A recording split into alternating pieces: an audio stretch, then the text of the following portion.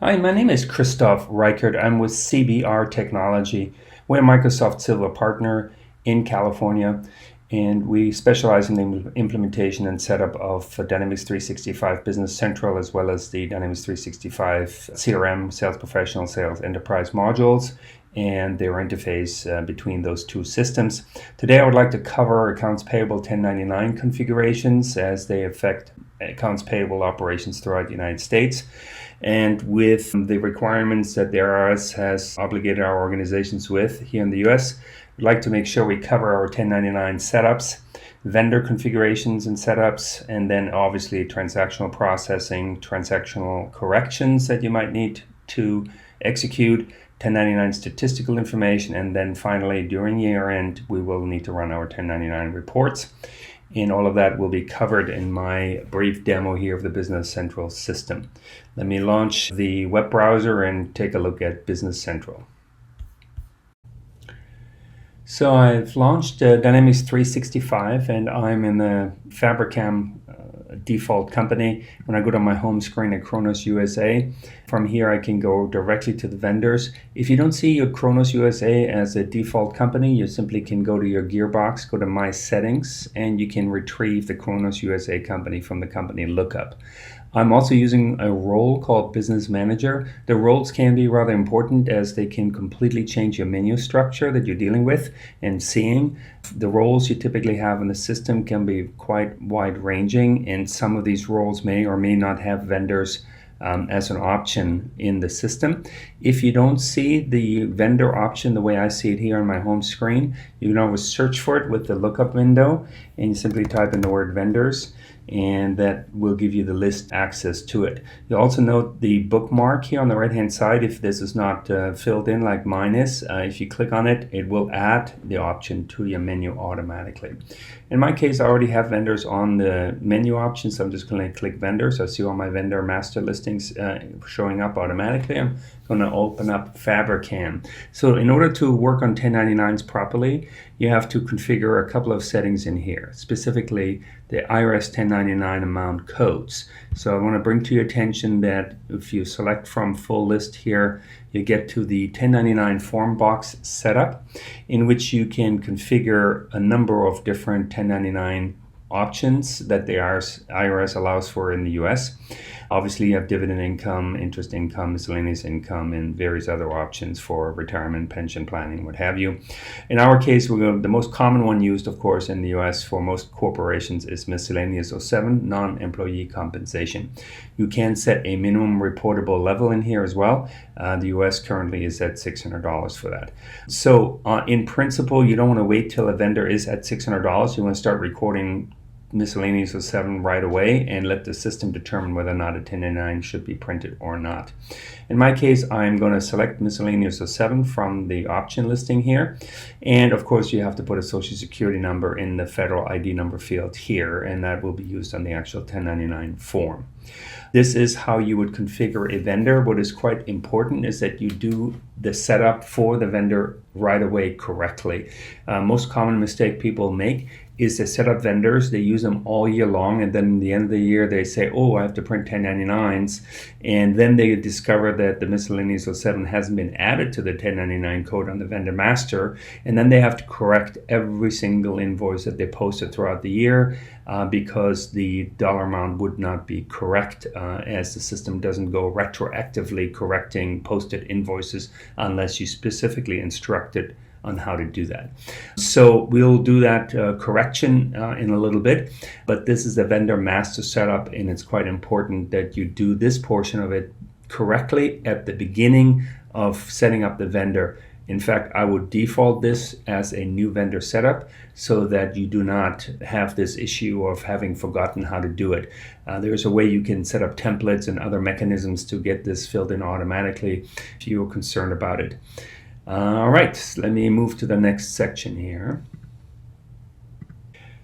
So from my vendor screen now, I have a number of options, but I'd like to record a new invoice from Fabricam. So you can do that from the vendor list by selecting new document and creating a purchase invoice after selecting Fabricam. That will automatically create a purchase invoice with Fabricam as a vendor already selected. As you can see here, the only thing I have to add to the system is my vendor invoice number, and I will do that right in here.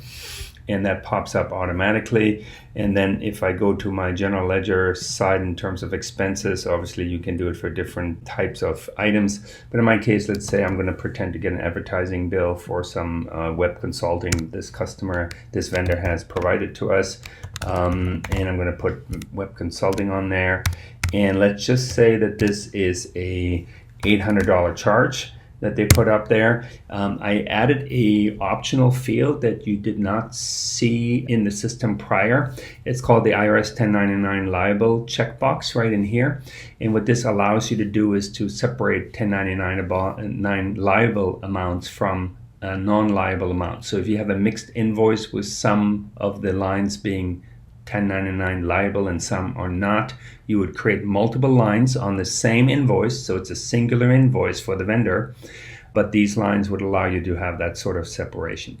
In my case, I'm going to keep it simple. It's an $800 invoice and the entire amount is 1099able, and I'm just going to go ahead and post this transaction into my system. So once you post it, you then have the ability to review posted transactions, which I will skip for now. If you look at the Fabricam vendor and I navigate to my history vendor ledger, I will see this newly posted transaction, as you can see here, for the original amount and the remaining amount. And currently it shows the miscellaneous 07 with $800 being related to the 1099 amount at this point. The actual amount obviously doesn't get computed into the statistics until you print and process a check. So that will actually trigger the cash portion of the 1099 reporting mechanism. I'm going to not do that for the time being. I just wanted to show you that those two columns, IRS 1099 code and IRS 1099 amount, can be personalized and added to your vendor ledger page. So if you have any questions on whether or not the item, the invoice is in fact properly labeled as a 1099 transaction, and if so, what the amount is, you can modify the ledger in such a way that this information is quite easily visible to you. In addition to this review of posted transaction, you might discover that you have either failed to label a 1099 code correctly, or missed it completely, or that the amount in fact has changed. So even though this is a posted invoice, and in principle Business Central does not allow you to modify posted transactions in many areas or most areas, there's a few very small number of exceptions to that rule. And 1099 coding happens to be one of those exceptions. And for example, here I can change both the 1099 code that applies for this particular transaction, and if I left it as blank, for example, so if I didn't have a 1099 amount on there and I forgot to put it on originally, it would look like this, and I could actually go into my vendor ledger and record the correct code later. So this is what I was referring to earlier. If you don't properly label your vendor from the get-go, you have to manually go in here and make these updates to the system manually. So this is a vendor ledger. I retrieved the 1099 code and the 1099 amount and flagged the purchase invoice accordingly on this vendor ledger screen. So I've made a number of corrections after I posted the invoices. Normally, of course, you would pay these invoices using your payment journal here. And as you pay them, you would actually trigger the 1099 amount to be done correctly. If you want to look at your 1099 statistics for a particular vendor, you can simply retrieve them, and off your navigational history screen, there is 1099 statistics, which are quite separate from your regular vendor statistics over here. So 1099 statistics are what you see here. I had previously posted a $1,200 invoice for this particular vendor, and this is what you would see it to be. As you can see here in the report, a vendor could actually also have multiple different 1099 codes for different types of transactions. So if the same vendor does both interest income, dividend income, and other types of 1099s, you can see the separation in this statistical page before you process the actual 1099s at the year end as well.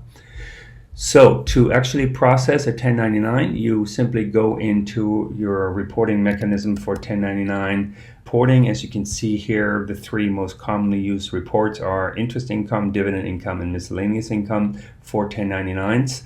And I'll pick the miscellaneous income here. You simply put in your calendar year. Obviously, as you know, 1099 does not make it relevant with regards to your fiscal year. This is strictly calendar year cash basis reporting for the IRS.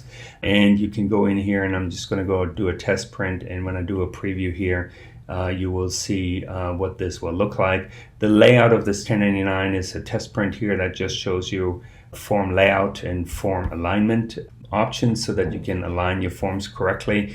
When you print the actual 1099, you're going to be doing that without the test print option, of course. And when you do that, it'll look like that. So this was from Kronos USA for the Fabricam company. As you can see here, all the data that's relevant will appear. Social security number, full address, customer account, or vendor account number, and amount for the 1099. And that's how you actually generate the 1099s. You would then print them and submit them to the vendor within the deadlines indicated by the IRS. All right, that's a brief walkthrough on how to do 1099s in Business Central, how to correct 1099s, and how to print 1099s. And as you can see, this is quite powerful with regards to the US-based 1099 IRS requirements. If you have any questions or concerns in this area, feel free to reach out to our team here at CBR Technology, and we would love to help you with your implementation of the Business Central system. Take care. Have a good one. Bye.